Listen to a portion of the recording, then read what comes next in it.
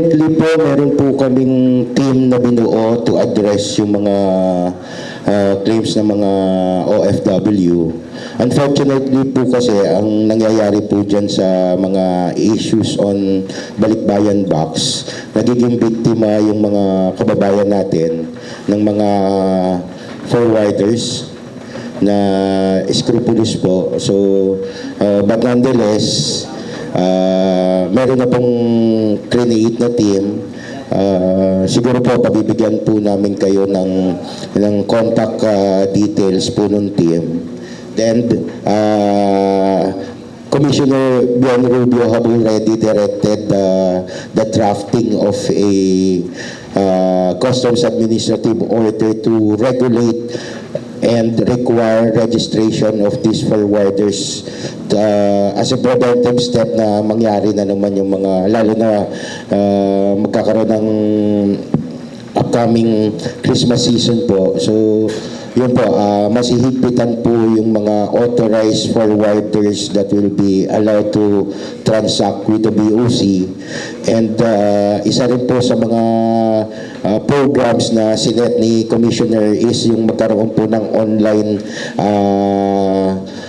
information for those accredited forwarders para ma-avoid na pong mapili ng mga kababayan natin sa ibang bansa na ma-avail yung mga services po nung mga mapagsamantalang forwarders. And meron na rin pong mga isinampang kaso dun sa mga na-identify na mga forwarders na pinababayaan yung mga kargamento. Kasi po usually po yan, kaya po nagkakaganyan is pagdating po ng importation, nakapangalan po dun sa forwarders. So kami naman si BOC, hindi namin ma-identify kung kaninong individual to.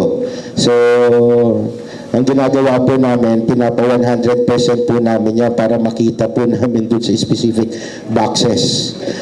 And yun nga, doon sa mga naging reklamo, gumawa po ng extra effort ang BOC na in-examine po namin isa-isa yan, and we coordinated with dun sa mga 17 collection district namin para matulungan yung pagdidistribute po ng mga boxes ng mga kababayan namin. In recognition po dun siyempre sa malaking suporta at saka yung pakinabang na binibigay sa atin ng mga OFWs.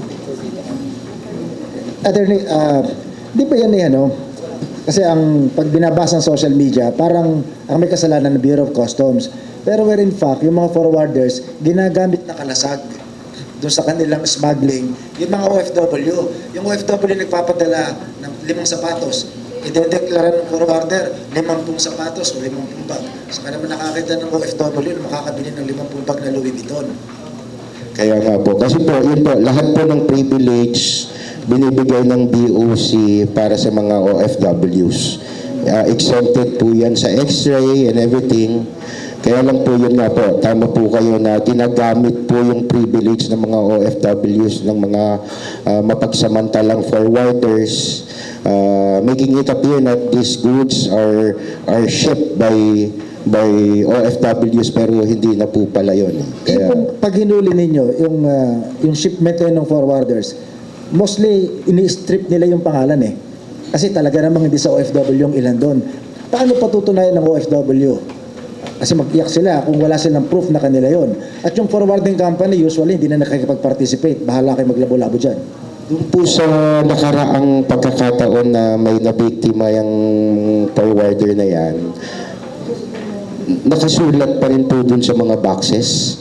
Then, hinihinga namin ng paano niya, kasi usually po tatanggapin ng forwarder yan, pupunta siya doon at may resibo rin naman po siya. So, yun po. Tapos nag-post po kami sa social media calling all those na nag-ship on this particular period through this particular forwarder para matulungan po namin maisauli yung mga bagahe na pinadala nila.